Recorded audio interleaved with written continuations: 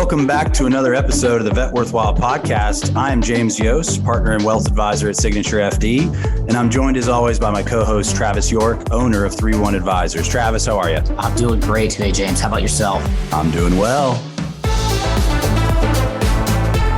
We are back with another episode of the Vet Worthwhile podcast. This is going to be part 2 of our 3-part series on employment agreements and more specifically non-competes. So hopefully you've had the opportunity to check out our first episode. What we're trying to do is bring a few different diverse perspectives on employment agreements and non-competes, just to get a multitude of ideas and best thoughts on that. So with that in mind, Travis, who do we got on today? We're very fortunate today that we have Chip Mahan, the CEO of Live Oak Bank, which is the leading SBA small business lender in the country, along with a bank that was really founded on lending money to veterinarians and originates probably one of the largest amounts of veterinary loans in the country. Along with that, Chip, I probably can't even do justice to your full resume, but at the core, you're an entrepreneur at heart who's probably started 10, 15 plus businesses focused in the banking and technology space. Yeah, I can't even think of all the different businesses that you've been involved in. Maybe that's the best place to start. Chip, can you share a few of the businesses that you've been involved in for our listeners? Sure, Travis, and delighted to be on the call with you and James today. Well, been at it a long time, right? So this is my 50th year in business, and started my career at the Wachovia Bank and Trust Company in the summer of 1973. Spent 10 years there trying to learn how to lend money, and then started my own banking company in Lexington, Kentucky, my home, in 1983. We had a rather unique business model. We wanted to buy what I would call pig path banks in the middle of nowhere Appalachia that had lots of deposits and no loans. So we took those rather cheap deposits in the country and loaned it out in the cities of Lexington and Louisville, Kentucky. And then one day I got a call from my brother-in-law who had a security software firm in Atlanta, Georgia, where you two guys are today. And he said, the next time you're in town, I got to tell you about a world-changing event. So I made my way down to Atlanta. We had a couple of glasses of wine, and he said, this internet thing is going to be a really big deal. What is? He seems like he was right. Yeah. And I said, what is the internet? His tiny security software firm had, 30 or 40 employees in Midtown Atlanta. And he did security work for the big OEMs. So think in the kernel of the operating system of the Unix computer program and launch codes to the B-1 bomber and Tomahawk missile and all those sort of things. And so his guys were really at the cutting edge of all that. And then I said to him, why don't we put a bank on the internet? And he said, you're an idiot. We ought to put Quicken on the World Wide Web. I really didn't know what Quicken was, but we basically took one of my banks in the middle of nowhere, Appalachia, in Pineville, Kentucky. And in October of 95, we put the first online bank on the internet in the United States. So do stock trades online, do bill pay online. This is way before you had a wicked fast pipe. And so we learned how to do that and spun that out of the banking company, took the company public in 1996. We were a bit of an internet darling. The stock ran from $8 a share to $142 a share. And like an idiot, I use that currency to buy businesses fundamentally all over the world. So, well, that's called being an entrepreneur, Chip. Yeah, I mean, it was some fun days. And then we ended up selling that business and starting this business. So, what is this business? This Live Oak business? Well, it's a focus in the early days, as you pointed out, on lending money to veterinarians that had no capital. So my father was killed in a plane crash in September of 1962 when I was 11, and my mother remarried in 1970 a veterinarian named Dr. Robert W. Copeland. Dr. Copeland, my stepfather for all these years, was the founder of the American Association of Equine Practitioners in 1954. and for many, many years was the leading orthopedic surgeon fundamentally in the world for thoroughbred racehorses. So yes, he did take care of Secretariat. Yes, he was at Barn 42 on the backside of Churchill Downs Wow. for 50 Kentucky Derbies. And if you ask anyone in the equine veterinary space about Bob Copeland, they will certainly know who he is. He will be 97 years old in September. And last time I saw you, Travis, you were a pretty fit guy, but he probably thinks he can whip your ass right now, buddy. Last time I saw him at AAP, I wasn't going to pick a fight with him. So he's been around a long time. So my love for veterinarians has been since I was a little kid. So transform that to the business model here, which I think kind of leads to this non-compete issue that you guys want to talk about. So we basically took a lending section of a bank that was maligned and overlooked in the Small Business Administration, the SBA lending business, and made it a viable business. And what I mean by that is the SBA has been around really since the Roosevelt administration and was anointed by the Eisenhower administration in the early 50s. And the government basically said, if you adhere to this 550-page standard operating procedure document, we will in fact guarantee 75% of that loan. So what that means is that they will share pro rata in the losses if things don't work out, and the bank will share pro rata in the losses if things don't work out. So in $1 million loan, if you had a 50% loss, they would take a 37% loss, and we would take a 12% loss as the bank. So we took a look at that and said, well, can we find some more data at the SBA? Well, in those days, data was very difficult to get. This was in 2007. So under the Freedom of Information Act, we went in and, not shockingly to you two on the phone and probably to your listeners, the payment record at the SBA of veterinarians was quite good. So we thought, could we start a bank to lend money to veterinarians where the loan would be guaranteed by the United States government? And what would that business model be? So I'll try to make this short and I hope understandable. So let's stay with the example of a $1 million loan to a veterinarian.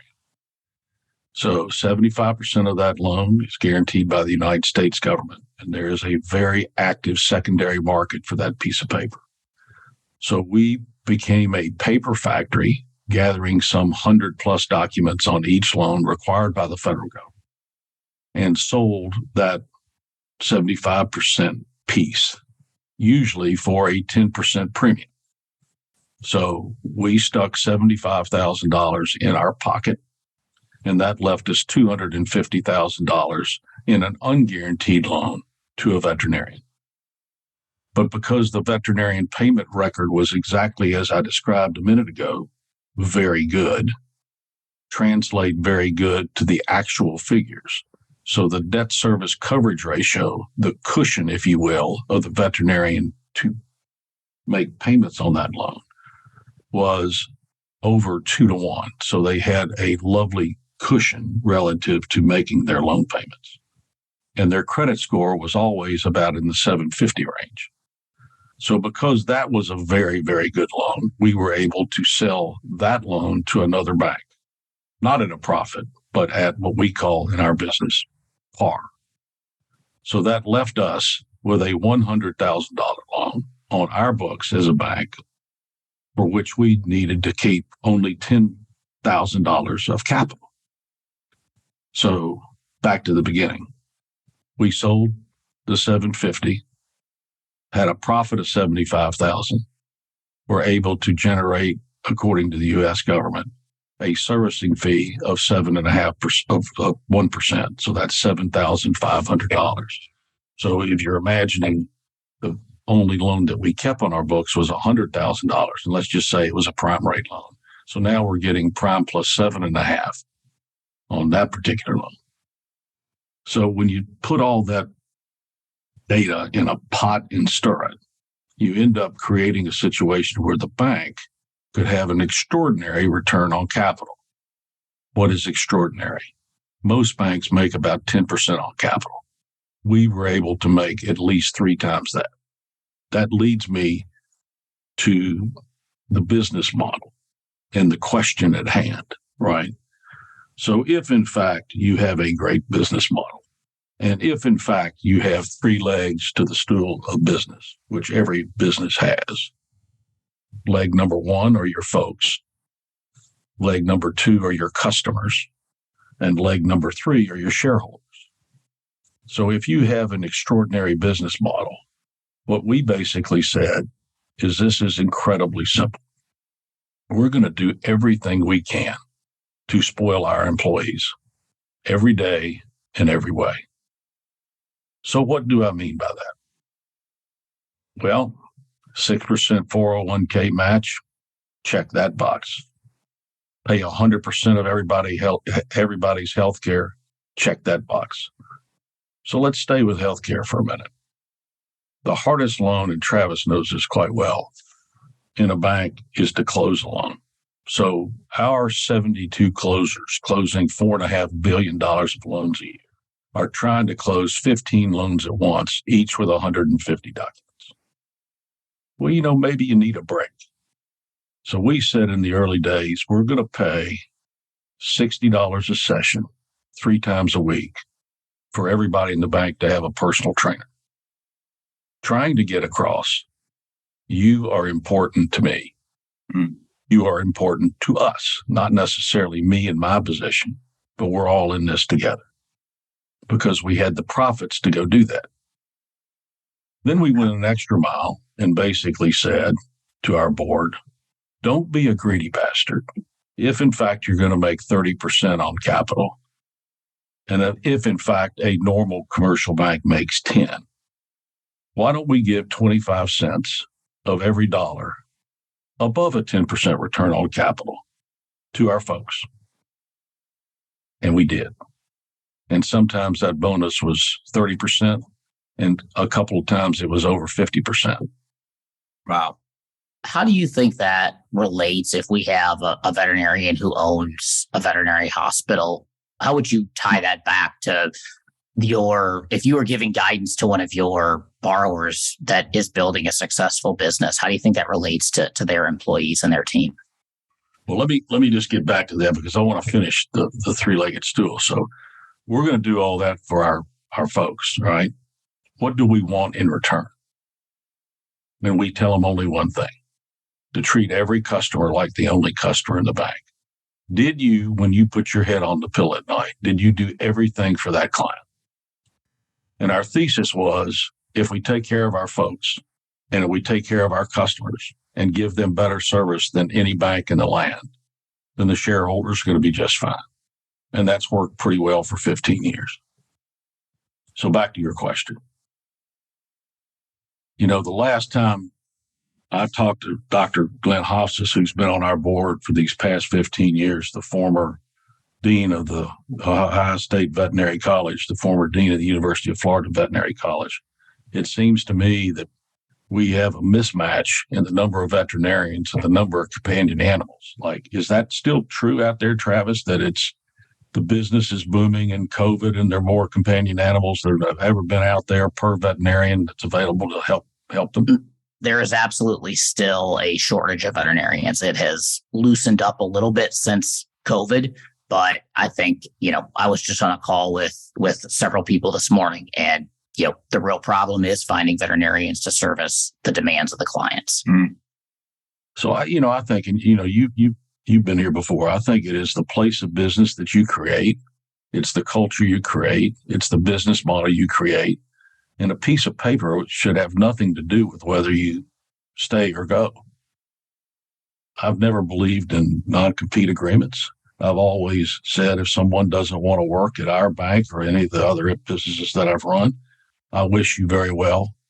In my first job ever, it was not that way. We certainly didn't have employment contracts at Wachovia, but it was back in those days, if you left the business, don't let the door hit you in the ass on the way out. I mean, so you could never, ever come Well, back. back to that though. And Travis mentioned earlier, and I think this is, maybe you can confirm, Chip, but he was saying that y'all are now the largest originator of SBA loans in the country. Is that true? That is true. We are the largest SBA 7A lender in the country. We're about twice the size of the number two bank in that position. Wow, that's pretty incredible. And so would you say that the decision to not use non-competes has been a positive factor in the growth that you've experienced over the years? That's correct. I think it has to do with a lot of different things. In other words, most of our competitors pay their lenders on commission. That to me is second cousin to non-competes. We basically say, no, I'll tell you what, you work for, let's just say Wells Fargo. We have a number of ex-Wells Fargo people here. This is what you made for Wells Fargo. We trust you. We have a great business model. We have a great team. We have a great track record. We'll pay you what you made last year and go do the volume you did last year. And hopefully, because we have more technology than any other bank, you can close that loan faster and close more loans. And that's worked out from the very beginning. To me, when you enter the word trust, it means a lot, right? So I trust you. I trust that we have the best veterinary practice on the planet in Atlanta, Georgia. I understand it is a services business, but we pay our people better because our clients want to come back because of the level of service that we give them, the level of care that we give them. And if you're unhappy, please go down the street, right? And if it doesn't work out for you, I can't tell you how many we always go back and forth, whether we call them boomerangers or Lazarus. How many Lazarus folks that we've had. So the grass is greener, right? And then, 6 months later, year and a half later, can I come back? Right. And you got to earn that every day in every way with your folks and your customers and your benefits and all those sort of things. It's incredibly simple to us. So I know we were going to try to dig into non-competes, but I mean, you've said a couple things, Chip, that just intrigued me. And I'd love to get your take on it, right? Obviously customer first is a, philosophy that's Live Oak. I think you said treat every customer as if it's your only customer. One of the things that we're seeing a lot in the veterinary space is this kind of just change in philosophy to what you said. It's a service business, right? Veterinary medicine is a service business that provides healthcare. What have you done, or what would you encourage your veterinary clients to think about if they think about their veterinary hospital as a service business that's customer oriented? Well, I mean, the word concierge came up, right? So we're on our 6th golden retriever, right?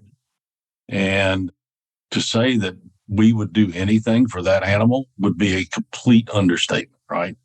So if I can bond with a veterinarian and, take him there when he needs whatever he needs, would I pay a little bit more?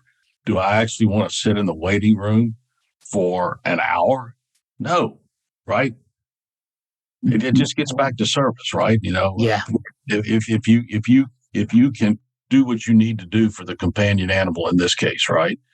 And you can know that your customer is really the human and get them in and get them out and have everybody smile and, whatever you need to do to make it more than just a commodity, right? That seems to me to be the challenge in the veterinary space. Absolutely. Well, so I kind of, again, I'm going off topic here, but you guys have lent money into the independent pharmacy space. You've also lent a lot of money into the veterinary space. And, when you first started diving into the independent pharmacy space, the question was, well, wait, those still exist? I thought CVS did all of that business. So for people in our veterinary community, could you share what you have seen successful independent pharmacies do to compete with maybe some of the larger organizations that have more resources or more capital to service their customers, or just a bigger name?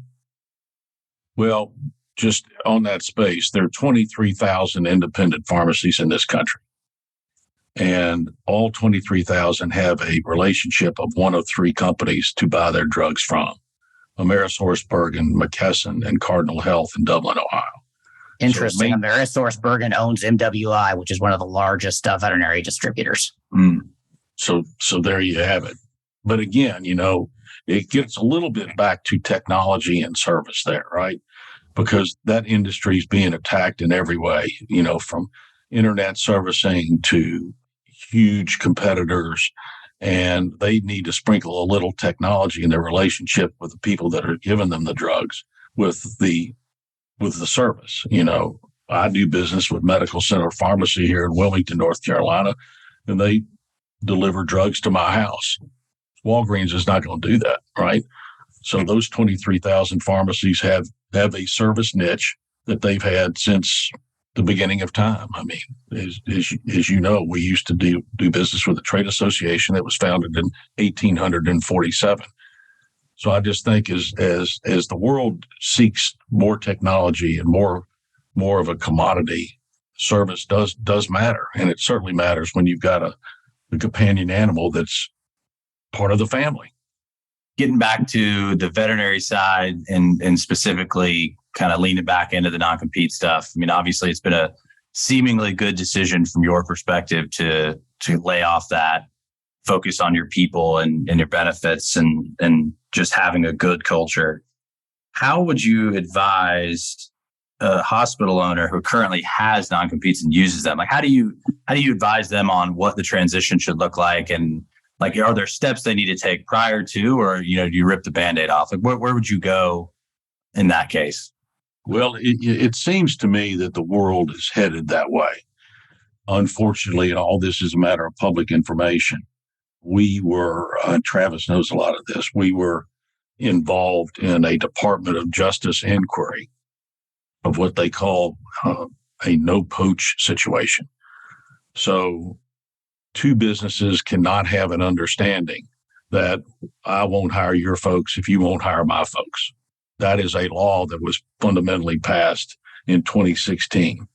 So if you look into your crystal ball and search the tea leaves, it does seem to me, and California's always have everybody and everything, right?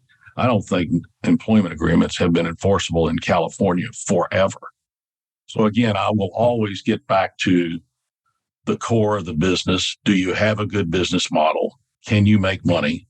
Can you take care of your folks that take care of your customers? And if you can do that, then you shouldn't worry about a piece of paper that says you can't go down the street. And, the lawyers are, who will be on the next podcast can certainly weigh in there. And my view of all that usually is those are the only folks that actually win. I laugh because I certainly understand that. I guess as I kind of, think about your 40 plus years in experience and, most of my career has been spent in veterinary medicine. Do you have any perspective on non-competes and non-solicits and the value that a business owner derives from their small business via those non-competes, right? Because to your point, I think you will hear, especially on the legal side of things, that's sometimes what is provides validity to the transition of the business. In your opinion, is that just legal talk, or is there some true value in those non-competes relative to protecting the business? The answer is I don't know. I just know that if I was buying a veterinary business, whether it had non-competes or not, I'm going to sit down and talk with the employees. You may remember a situation here that we had a number of years ago, Travis, in California, where we made a loan to a guy to buy the business. And literally the next day, the guy that was operating the business, who it was not sold to, took 100% of the employees and opened up shop next door. And we lost 100 cents on the dollar, right? Mm-hmm. So should there have been more due diligence done there by the team on the ground doing all the hard work? I think there certainly has to be. Again, I just don't know that a piece of paper keeps people in place. You guys would know that way better than I. So what about from the lending perspective? Like when you all are considering, when you're going through underwriting and you're considering, a significant loan, I guess what you're saying is it's more about the due diligence piece and understanding the culture and continuity of the existing team. But, if you were to go into a situation to lend to a business for expansion, are you looking at whether or not they have non-competes? Is that checking some sort of box, or is that informing the underwriting at all? Not really. Again, we'll originate about $4.5 billion in new loans this year, right? We require a budget. So almost all of our loans are to businesses with under $5 million in revenues. So our account officers sit around the kitchen table with said entrepreneur who usually doesn't have any capital. Certainly if it's an SBA loan, they don't have any capital. And we kind of go over that budget. And then we walk the halls with the owner and talk to the management team and complete the circle on the budget. And then they know that the minute we wire that money to them, every 90 days, one of 62 22-year-olds at our bank, it's hard to believe when Travis helped me at the bank, we had like 8 people. Now we got 62 22-year-olds that analyze financial statements and that budget every 90 days for 100% of our customers. So that's why we try to build a bond and a relationship from day one on somebody that doesn't have any capital. What I'm hearing in from you, Chip, is you believe it's all relationship based. Yeah, I guess my kind of follow-up question on that is, we've done a lot of work in the veterinary industry over the years. How would you encourage or help some of the veterinary hospital owners to focus on building relationships if that's maybe not something they focused on in the past? And whether that's a customer relationship or an employee relationship, it's all the same thing. I think it always begins with the people, Travis. I mean, if a veterinarian is treating an hourly employee as a commodity, like it's my business, you work for me, I'm paying you so much an hour and I can replace you in the morning, right? I don't think I could ever be involved in a situation like that. I think that every single person is important. And when you treat them that way, they're not going to go across the street if, in fact, they view themselves as an hourly employee and go get another $1 an hour from the veterinarian across the street. It's more than that. It's more that like painting the target for the mission. We're here to take care of these animals because they bring love and joy to these families. And if you don't really want to do that, you probably shouldn't work here. So let's talk about just the industry in general, given y'all's rich history of helping people to realize their dream of practice ownership and expansion, seeing what's happened over the past several years in the consolidation space. I mean, big picture looking forward, are you bullish or bearish on independent veterinary hospital ownership? You know the answer to that question, James. We've been talking for an hour. I mean, look, I'm sure they're really great, very large consolidators that make sure they take care of their folks, that take care of their both sets of customers, the human customer and the companion animal. I'm sure they're great with. But, if you're running your own business, there's nothing greater. It's the American dream. It's who we are as a country. And I don't think that'll ever change, right? I just don't think that it will. Amen.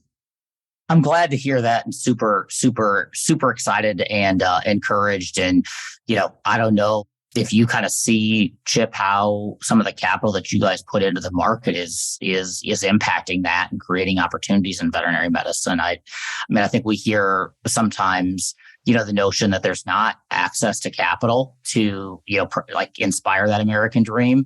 Maybe, it's kind of my final question for you. Can you just share a little bit with our listeners on, how you guys are directly providing capital for the veterinary market? Well, we both on the veterinary, let me back up for just a second to answer that. The Small Business Administration allows you to lend to 1,100 industries. And in 15 years, we focused on now 35 industries. So in those 35 industries, we go to 450 trade shows a year. So, and I think you'll confirm this, I think there's a good number of veterinarians that have heard of Live Oak Bank. I mean, certainly we're not Wells Fargo or B of A, but when we walk the halls of, veterinary trade shows, we're bit of a known commodity, and that's not going to change. I mean, there's a tremendous amount of competition out there because of all the reasons we talked about. That veterinarians pay their bills on time and they need financing. And there are lots of banks out there that are happy to provide financing. I just don't know that any of them care as much as we do. I love it.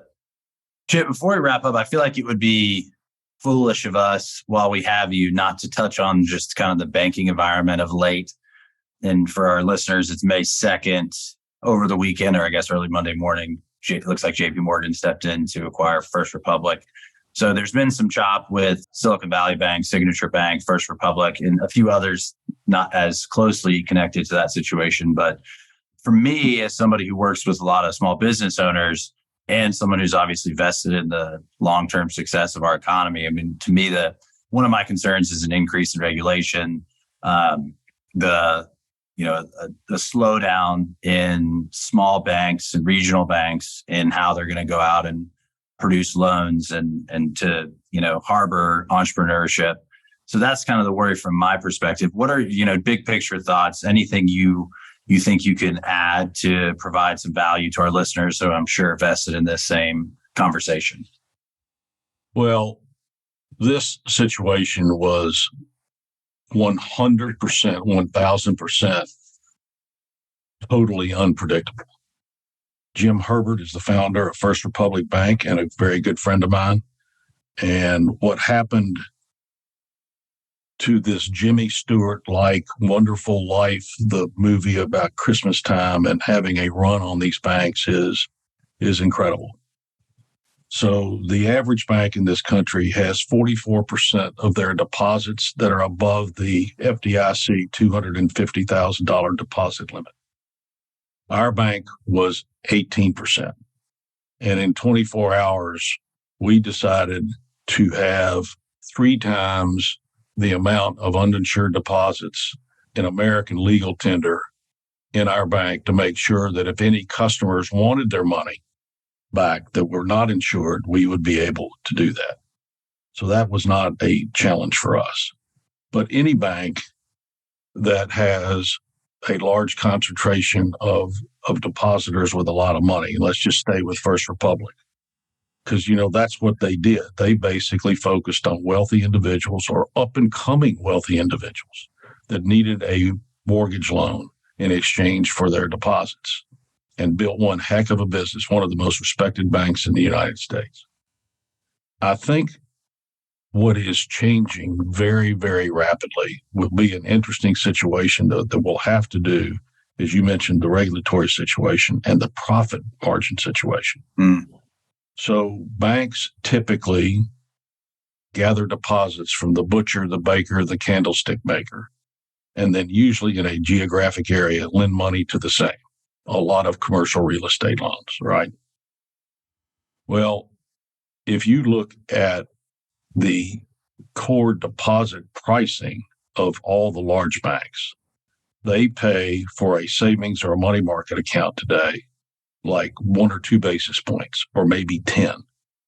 We at Live Oak Bank pay 4%, like Marcus at Goldman Sachs, like CIT, like Ally Bank, right?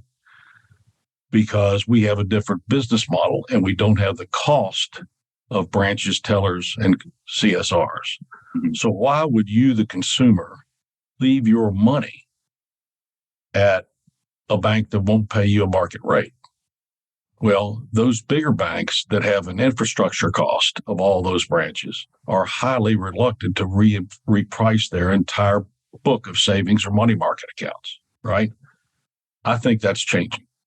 I think this situation, these last several weeks, have made that you're leaving an incredible amount of money on the table when you look at the rate that B of A is paying you on your money market account. And you can sit there today on your phone by the time we can conclude this call and move your money to Live Oak Bank at 4%.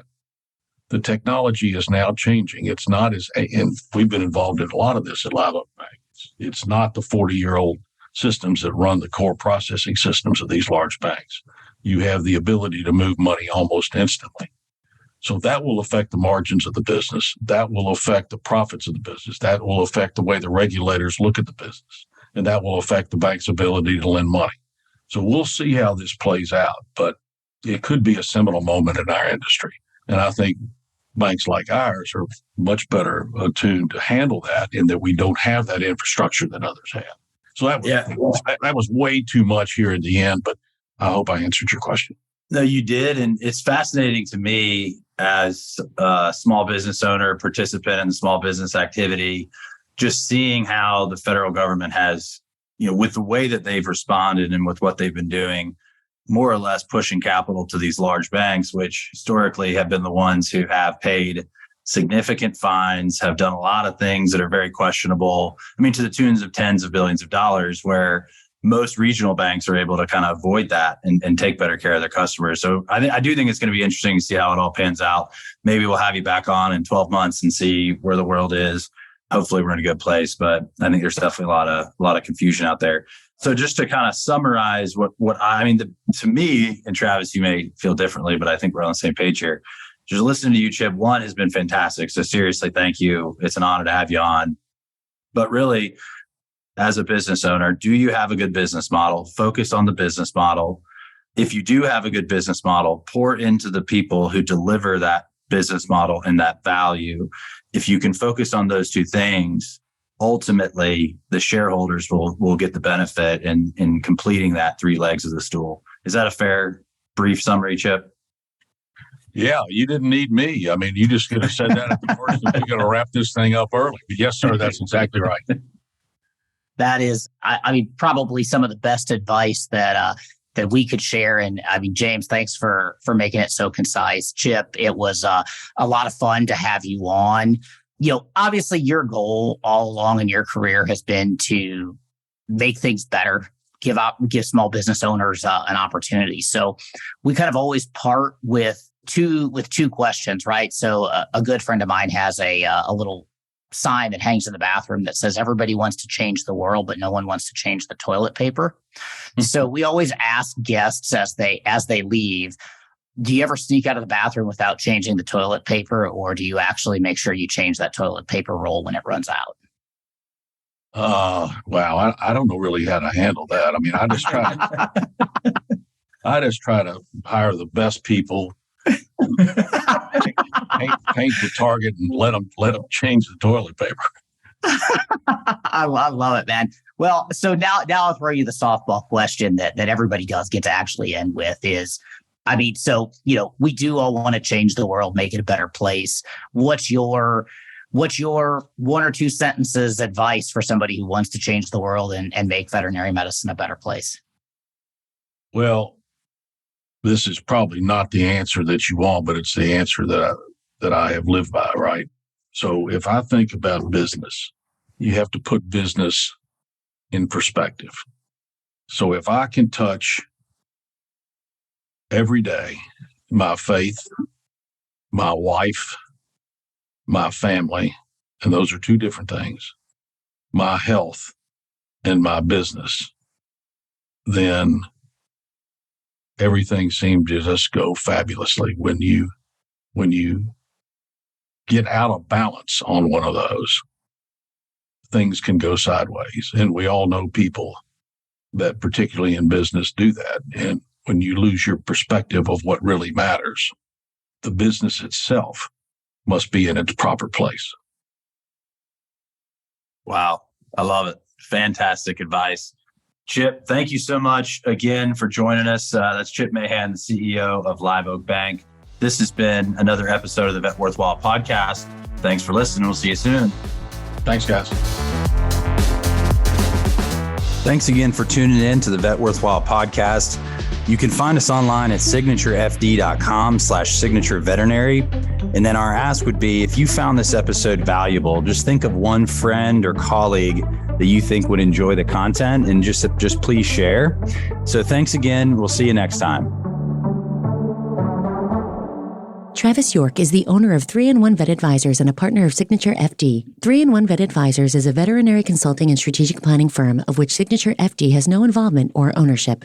James Yost is a partner and wealth advisor at Signature FD. Signature FD is an investment advisor registered with the U.S. Securities and Exchange Commission. 3-in-1 Vet Advisors and Signature FD are not affiliated. Mr. York provides all non-investment advisory services through 3-in-1 Vet Advisors. The opinions of the guests and the contents of this podcast are intended to be educational only and should not be relied upon as investment, tax, business, or planning advice. You should consult with a professional advisor prior to taking any course of action that may impact you or your business.